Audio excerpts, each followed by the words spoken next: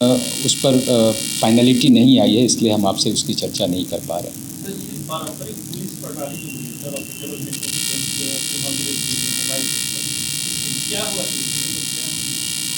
देखिए, जो पारंपरिक पुलिस प्रणाली जब हम कहते हैं, कार्यप्रणाली कहते हैं, तो उसमें आमतौर पे रजिस्टर संधारित होना, मैनुअल सारा काम होना, ये सब जो है, और उससे जो जनित लिमिटेशंस होती हैं, उसकी बजाय अब पुलिस जो है वो डिजिटल मीन्स की ओर आगे बढ़ रही है।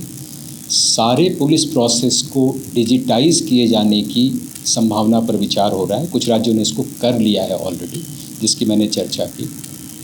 उससे न केवल जो पुलिस की कार्यप्रणाली है उसका ऑपरेशनल एफिशिएंसी बढ़ता है, बल्कि पूरी कार्यप्रणाली का एक ऑब्जेक्टिव असेसमेंट जो उसके परफॉर्मेंस का होना चाहिए वो भी हो पाता है।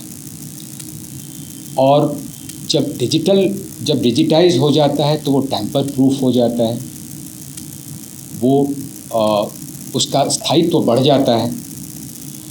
अब फिर इलेक्ट्रॉनिक मीन्स, आपने देखा है कि नए जो आपराधिक कानून आए हैं उसमें audio visual means, electronic records, इन सब की चर्चा है। तो उसके मद्देनज़र भी हमें अपने आप को आधुनिक बनाने की दिशा में काम करना है। तो ये उसी क्रम में एक नया प्रयास है जिसकी ओर हम लोग काम कर रहे हैं। आपको पहले बताया गया था कि जो हमारे अनुसंधानक हैं उनको सभी को लैपटॉप और जो स्मार्टफ़ोन है वो भी उपलब्ध कराया गया है। ये सब जो डिजिटाइजेशन की तरफ जो हम आगे बढ़ रहे हैं तो उनको हार्डवेयर पहले से ही उपलब्ध करा दिया गया है। और अब ऐसा सिस्टम ऐप के माध्यम से, जैसा हमने बताया, interoperable system, mobile based solution, ये सब के माध्यम से हम इसको पूरी पुलिस कार्यप्रणाली को डिजिटाइज करने पर काम कर रहे हैं। तो और सुदृढ़ बनाने के लिए और ERSS द्वारा दी जाने वाली सेवाओं की निरंतरता को बनाए रखने के लिए 20% क्षमता का एक secondary command and control centre, जिसको हम मिरर साइट भी बोल सकते हैं, ये गया जी में इसके लिए 1.66 करोड़ की राशि स्वीकृत की गई है। ERSS परियोजना के अंतर्गत ही स्थायी भवन निर्माण हेतु भी राजीव नगर में 84.36 डिसमिल ज़मीन उपलब्ध करा दी गई है और इसमें भवन निर्माण के लिए DPR तैयार करने की कार्रवाई चल रही है। यदि हम STF को देखें तो इसके लिए भी पुलिस केंद्र एवं अन्य कार्यालय भवन निर्माण हेतु पटना जिला अंतर्गत लोदीपुर में भूमि उपलब्ध करा दी गई है और उपलब्ध भूमि पर भवन निर्माण हेतु भी विभागीय सहमति प्राप्त हो चुकी है। सेंटर की एक योजना है असंप, उसके तहत पुलिस प्रशासन का ढांचागत सुदृढ़ीकरण एवं क्षमता संवर्धन पे काम होता है। इस योजना के तहत वामपंथ उग्रवाद से प्रभावित कुछ जिले हैं जिसको लेगेसी एवं थ्रस्ट जिला कहा जाता है। इसमें 24 अदद LMB वाहनों का क्रय किया गया है। रेल पुलिस जिला के लिए 1000 बॉडी वॉर्न कैमरा का क्रय किया गया है। जिला पुलिस के लिए 42 अदद प्रिजनर वाहन का क्रय किया गया है और STF के लिए ही 6 अदद डिजिटल वॉइस लॉगर, जो उनके तकनीकी कार्यप्रणाली में मदद करते हैं, उसका क्रय किया गया है। एक और बड़ा इनिशिएटिव लिया जा रहा है जो राज्य के पारंपरिक पुलिस प्रणाली को अत्याधुनिक एवं तकनीकी रूप से सुदृढ़ करने के लिए सोचा जा रहा है। इसके लिए इंटरऑपरेबल टेक्नोलॉजी बेस्ड एवं मोबाइल बेस्ड सॉल्यूशन की व्यवस्था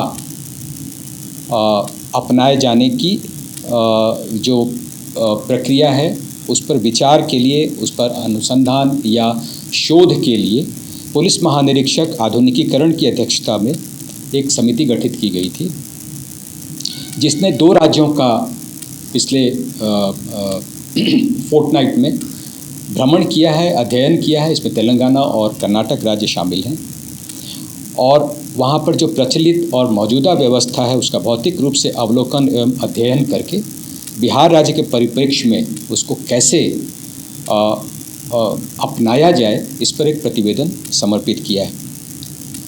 इस समिति द्वारा दिए गए प्रस्तुतिकरण के आधार पर उक्त व्यवस्था को बिहार पुलिस संगठन में अपनाए जाने हेतु अग्रतर कार्रवाई पर तेजी से काम चल रहा है।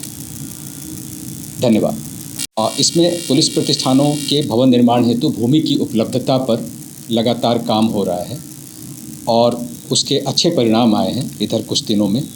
जैसे बीसैप के बारे में आपको मालूम है कि बीसैप अधिनियम 2021 के द्वारा लोक अथवा निजी क्षेत्र के औद्योगिक अथवा वाणिज्यिक उपक्रम या महत्वपूर्ण प्रतिष्ठान जैसे कि हवाई अड्डा, मेट्रो रेल, विद्युत संयंत्र, ऐतिहासिक और सांस्कृतिक महत्व के स्थान या अन्य स्थान, प्रतिष्ठान या गतिविधि जिसे सरकार द्वारा समय समय पर अधिसूचित किया जाए कि बेहतर संरक्षा एवं सुरक्षा की जिम्मेवारी बीसैप को दी गई है।